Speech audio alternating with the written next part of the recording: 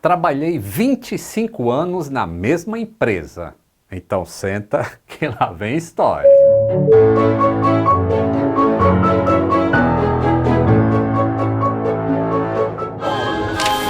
Saudações aeronáuticas, tudo bem com você?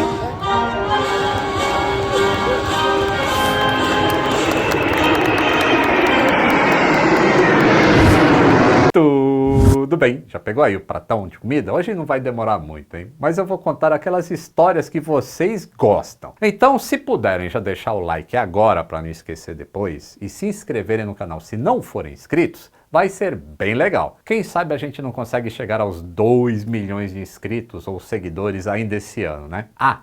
Tem uma mensagem ótima lá no finalzinho desse vídeo, mas ela só faz sentido depois que você assistir o desenrolar da história, tá bom? Bem, eu já contei um pouquinho da minha história na aviação, mas eu nunca contei sobre os últimos 25 anos de trabalho. Eu vou mostrar algumas fotos também. Não se assustem, mas eu era bem mais feinho do que eu sou agora. Eu sou tipo vinho, assim, o tempo fez bem, tá? Bom, tudo começou lá por volta de 1996. Eu estava feliz, trabalhava no Coman da Transbrasil. Coman era o centro operacional de manutenção. Tinha pessoal de manutenção e pessoal da programação de voos. No caso da manutenção, era uma pessoa responsável por todo o turno da empresa naquele dia ou naquele turno. A gente entrava, pegava a passagem de serviço do cara que estava lá antes, e essa passagem de serviço era de como que estava toda a frota da Transbrasil de 737 e 767 em relação a problemas. E aí a gente tinha uma ideia de como ia ser o dia, se ia ser bom ou se ia ser um inferno. Eram turnos de 12 horas. Eu entrava às 18 e saía às 6 da manhã do outro dia. Ou então entrava às 6 da manhã e ia até às 18 horas. Mas as minhas capacidades técnicas evoluíram muito nessa época. As empresas internacionais eram tipo a cereja do bolo lá em Guarulhos. American Airlines, United Airlines. Parecia um sonho assim bem distante, já que tinha que morrer alguém para você conseguir entrar numa empresa dessas. E quando o Boeing 777 começou a voar para Guarulhos, eu liguei para um amigo que trabalhava lá na United, perguntando se eu podia dar uma olhadinha na cabine daquele majestoso avião. E ele disse, vem aí, pô. Cara, quando eu entrei naquele monstrão e eu fui lá na cabine de comando, o queixo, ó, veio aqui embaixo. E eu vi que do lado direito tinha um mecânico mexendo no MAT, que era o seu Oscar, era o mecânico, puxando o relatório de panes e tudo mais. Se você não sabe o que é MAT, que é um computador de manutenção, dá uma olhada aqui no episódio 777. Eu só sei que eu pensei comigo mesmo, um dia eu vou trabalhar aqui, eu quero fazer o que esse cara está fazendo. E acabou acontecendo. No final de 1996, esse mesmo amigo que trabalhava na United, que me convidou lá, o Lisboa, me ligou e disse que um funcionário da manutenção havia falecido e que ia abrir uma vaga lá na empresa e se eu estava disposto a trabalhar numa internacional. O papo do pessoal nessa época era mais ou menos assim. Pô, é arriscado trabalhar nessas empresas gringas aí, hein? Qualquer problema elas fecham e você fica desempregado do dia pra noite. Eu não enxergava as coisas assim, para falar a verdade. E acabou que os que falavam isso acabaram vendo a Transbrasil fechar, depois a VASP fechou e depois a Varig fechou. Enquanto hoje a United caminha para ser a maior empresa aérea do mundo. Isso aí é mais ou menos como esses perfis anônimos de Instagram, que algumas pessoas seguem. Eles só querem o atraso das coisas, principalmente da aviação, e são incapazes de imaginar o quanto a aviação pode ser grande e como eles poderiam evoluir. Mas isso é outra história. Enfim, eu fui me preparar para a entrevista. Perguntei mais ou menos a esse meu colega o que era de se esperar, assim, que tipo de pergunta vão me fazer. Mas ele nem tinha ideia, porque ele já tinha entrado uns anos antes e as coisas mudam, né? Eu só sabia que a entrevista seria com o gerente e ele era americano e seria tudo em inglês. Eu acho que eu já contei como eu aprendi inglês ouvindo músicas no vídeo Draw My Life. Tá aqui o vídeo. Já que as coisas não eram tão fáceis naquela época como são agora. E tem o Cambly, né? Se eu não tivesse inglês, por exemplo, eu não teria entrado na empresa que mudaria a minha vida profissional. O que será que você pode perder se não treinar inglês? Eu tenho um desconto imperdível para você no Cambly, 60%.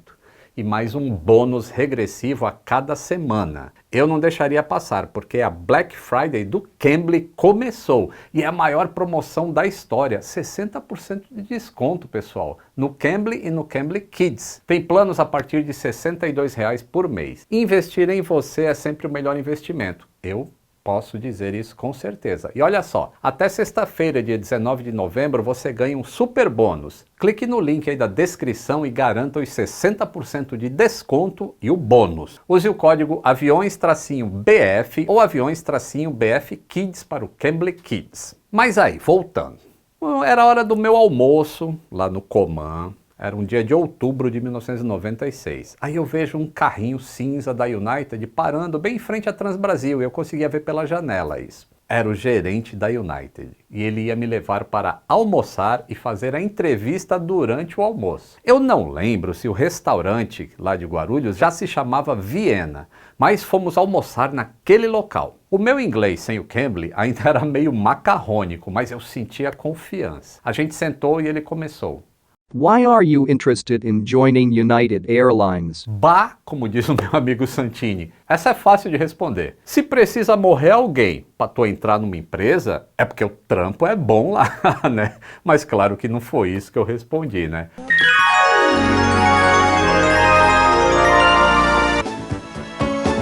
Enquanto não reinicia o voo, a nave, como um pássaro que se refaz, recebe a atenção minuciosa dos amigos de terra. Logo estará novamente pronta para voltar aos céus.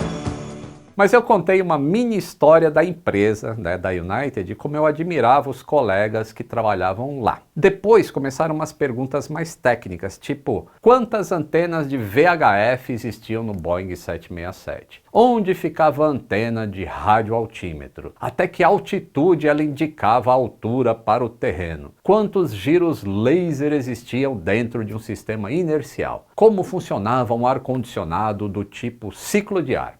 Coisas simples assim. Eu acho que ele deve ter ficado impressionado com o desenho que eu fiz das packs de ar-condicionado de um 767. Peguei um papel e desenhei como funcionava o ciclo de ar com reheater, sensores. E quando ele viu isso, logo em seguida ele perguntou, você tem algum problema para sair da Transbrasil? Então acho que ele realmente ficou impressionado. E aí ele perguntou, você tem licença do FAA? Aí eu disse que não, porque eu trabalhava em empresa brasileira, né? Eu tinha licença da ANAC. Eu nunca nem tinha viajado para os Estados Unidos, nem visto americano eu tinha. Aí ele falou, você terá 12 meses para tirar a licença, o visto, depois que você entrar na United. E se você não tirar, você será dispensado. Esse até parece um prazo longo, né? 1 ano. Mas era um prazo apertado para você fazer tudo que eu tinha que fazer. Mesmo porque o meu salário, enquanto eu não tirasse essa licença, seria menor do que o que eu ganhava na Transbrasil, porque na Transbrasil eu já era um supervisor. Mas vamos embora, né? Pedi demissão da Transbrasil e entrei na United em 1 de novembro de 1996. Como eu não tinha crachá do aeroporto, porque quando você pede demissão de uma empresa, você deixa o crachá do aeroporto com a empresa, né? O primeiro dia de trabalho foi no escritório do pessoal do CS, que é a sigla de Customer Service, que é mais ou menos o pessoal que atende os passageiros e reservas, essas coisas. Eu fui para lá porque eu tinha que ver uns vídeos obrigatórios antes de entrar na empresa. Eram uns vídeos de apresentação de alguns processos e tudo mais. E eram vídeos em fita VHS mesmo, tá? Aqueles videocassetes. Nas outras empresas que eu trabalhei, o pessoal da manutenção sempre foi meio segregado. Então eu entrei ali meio tímido, achando que iam me tratar como invisível, porque eu trabalhava na rampa. Mas que nada, moçada. Além de me tratarem super bem, ainda falavam, nossa, você é da equipe técnica, que sensacional, bem-vindo à empresa, está começando hoje. Pois é, aquelas moças bonitas de uniforme impecável, falando com um cara da rampa respeitosamente. O choque cultural foi grande, principalmente em relação a procedimentos, o sistema de computadores. Claro, ainda eram aquelas telas verdes de texto, sabe, monitor de tubo, mas putz, o automatismo daquele sistema era fabuloso. Qualquer coisa que fosse preciso fazer na empresa, existia um procedimento escrito de como fazer.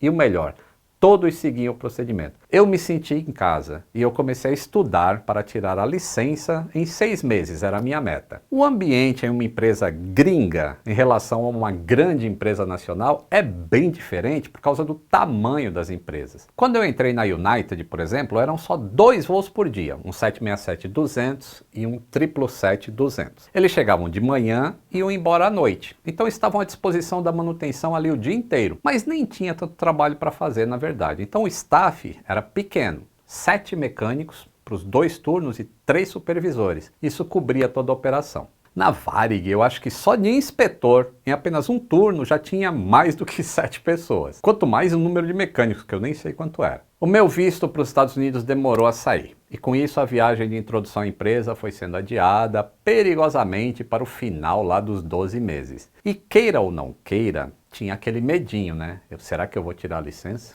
Será que eu vou passar nas provas? Eu nunca tinha trabalhado com avião pequeno e os testes práticos lá no FAA geralmente são em aviões papatango, aviões pequenos. São 3 provas gigantes para tirar a licença. Airframe, que engloba todos os sistemas de uma aeronave, mais a estrutura e a parte eletrônica. E Power Plant, que envolve os motores, motor tanto convencional quanto motor a reação. Só que eu queria tirar todas essas licenças, essas 2 habilitações, ao mesmo tempo, eu comecei a estudar muito para isso. Só consegui agendamento para o FAA em agosto de 1997, 2 meses antes do dia 1 de novembro, que seria o prazo final para eu tirar. Aproveitei uma viagem para São Francisco, que eu fui lá votar nos caminhos da empresa para o ano seguinte. E aí, na volta, eu parei em Miami. Na época, a United voava para Miami, da Miami Brasil, né? Miami, São Paulo. E aí eu fui lá no FAA. Os passos eram os seguintes: ir no escritório do FAA e passar por uma entrevista com um agente federal, que é quem dá autorização para você fazer as provas teóricas. Nessa entrevista tem que levar as licenças do país de origem, no caso as licenças da ANAC, uma carta da empresa falando de sua experiência,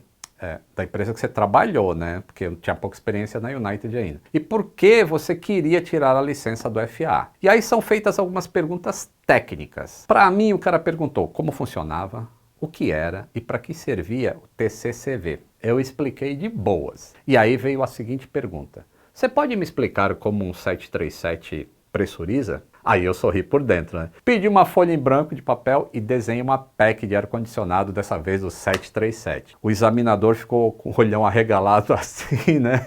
E acho que ele ficou impressionado, porque ele já pegou um carimbo e me deu autorização para fazer as provas teóricas. Fiz as 3 provas teóricas no mesmo dia. Eu não lembro exatamente quantas questões eram por prova, mas eram 60, 90, não lembro. Por matéria, e tinha 90 minutos para fazer. Uma delas acho que tinha um pouco mais de tempo, porque era mais complexa. Que aí incluía cálculo de peso e balanceamento, conversão de temperatura, de torque, essas coisas aí. O resultado da prova saía na hora, e eu passei nas 3. Agora eu tinha que achar um examinador o mais rápido possível para fazer a prova prática. Encontrei um no aeroporto de Miami e marquei para o dia seguinte às 6 horas da manhã. Preço $1.700 que eu devia pagar no ato em dinheiro para o cara. Eu já tinha gastado mais de 1.000 para fazer a prova teórica também. E felizmente nessa época, para mim, né, o dólar custava R$1. Senão, eu estava perdido e não ia conseguir tirar a licença. Eu dei sorte com esse examinador porque ele trabalhava em um hangar grandão lá no aeroporto de Miami e tinha um Boeing 727 em revisão geral. E ele pegou justamente esse 727 para eu passar o dia na prova prática. Era 6 de agosto de 1997 quando tirei a minha licença de Airframe and Power Plant,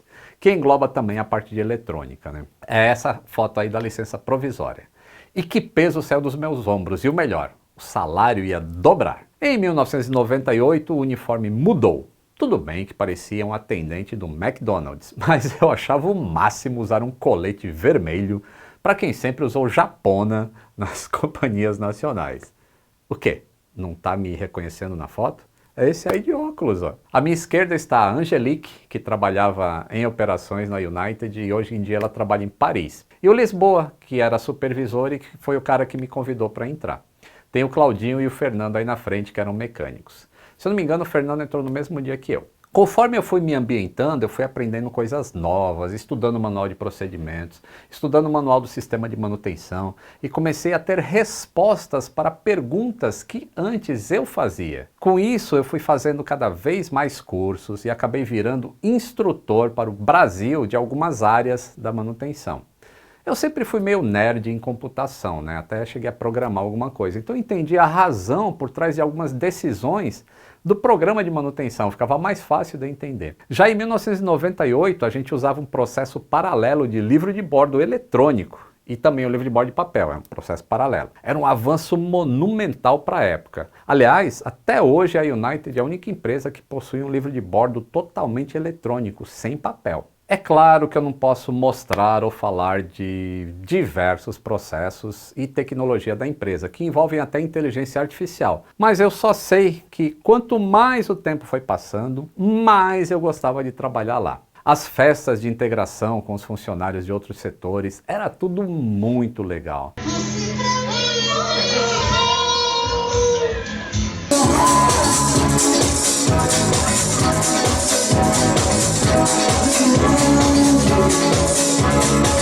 Mas muito legal mesmo. Agora vamos dar um salto em nossa história para setembro de 2001. Eu ia completar 5 anos de casa quando a empresa perdeu 2 aviões no ataque às torres. O mercado já não andava bem e a queda na demanda dos passageiros fazia a empresa sangrar dinheiro. Daí, no início de 2002, teve uma leve recuperação e a gente pensou, putz, vamos sair desse buraco. Mas aí eclodiu a epidemia de SARS lá na Ásia, vocês lembram? O principal mercado da United ainda hoje são as rotas do Pacífico e ela viu os passageiros sumirem. Em dezembro daquele ano, ela entraria em recuperação judicial. E agora? Será que os voos para o Brasil iriam continuar? Será que eles iam acabar? Será que o pessoal que tinha falado para eu não sair da Nacional tinha razão, afinal? Bem, a United continuou voando durante a reestruturação, mudou algumas cidades, mudou as rotas, não atrasou o salário nenhum dia durante esses 4 anos que ela passou em proteção judicial, não mudou nenhum processo de manutenção para cortar custos. Eu lembro até de um PIN que a gente usava, né, que a empresa mandou para todos os funcionários e estava escrito assim, United We Stand. Em tradução livre seria alguma coisa como, juntos permaneceremos de pé.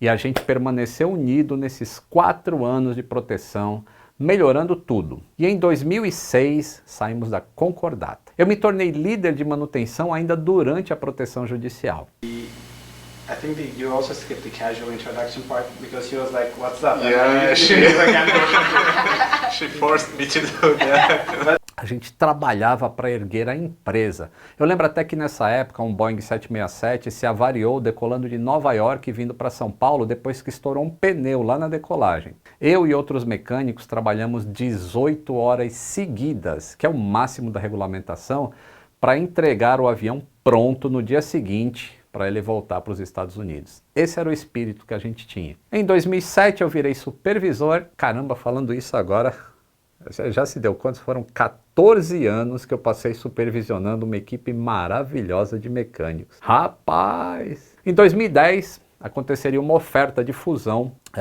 para comprar a Continental. Era um acordo de iguais, digamos assim, para se tornar durante um breve período a maior empresa aérea do mundo. Foi outro choque cultural que abalou as estruturas da empresa, por conta das diferenças de procedimentos e tecnologia de manutenção entre essas duas empresas. Mas elas tinham que se fundir. Novamente, os problemas foram sendo solucionados pouco a pouco, e eu angariando cada vez mais conhecimento, poder de voz para conseguir até mudar procedimentos do manual e criar ferramentas especiais desenvolvidas pela engenharia em discussões de como deixar uma tarefa de manutenção mais eficiente. Olha isso. Mais ou menos nessa época eu também consegui uma flexibilização do horário que eu trabalhava para poder fazer um curso superior, porque eu não tinha um curso superior. E eu fiz em manutenção de aeronaves, porque faltava um curso superior na minha caminhada. Eu sei que muitos funcionários acabam reclamando da empresa que eles trabalharam, por quaisquer motivos. Felizmente esse não é o meu caso. Eu não tenho um fio de cabelo para falar mal da United. E eu agradeço todo esse tempo que eu trabalhei lá e me desenvolvi como ser humano, como profissional e como um técnico qualificado. Eu não conseguiria resumir os últimos 25 anos em apenas alguns minutos de vídeo. Mas se eu tivesse que resumir em uma frase, seria no regrets. Ah, deixa eu mostrar o meu gift de 25 anos na empresa. Peraí, é isso aqui, ó. O que é isso? É uma janela de Boeing 767 que um gerente sênior veio de Houston e trouxe me congratulando. Existe a palavra, Bia? Congratulando? Nossa. Talvez, não sei. Congratulations. Agradecendo, vamos fazer assim, vai. Os 25 anos de serviço. E tem a ficha do part number dessa janela e tudo mais para mostrar que é uma janela original e ela é gravada com meu nome e agradecendo aí. E ele me falou assim, a janela simboliza no avião duas coisas. Quando você está decolando, ela mostra o seu passado, o que está ficando para trás. E você faz o voo e quando você está se aproximando do seu aeroporto de destino, ela mostra o seu futuro. É o que vai acontecer na sua vida. Então, toda vez que você olhar para essa janela, você vai lembrar do seu passado e das coisas que ficaram para trás e do futuro que está vindo em seu caminho. Não é muito legal? É isso, pessoal. Deixe o like se curtiram, se inscreva no canal se não for inscrito, considere apoiar por apenas R$ 2,99 ao mês, porque agora eu não tenho mais o salário da United, preciso me manter com o YouTube. Um grande abraço e até o próximo voo!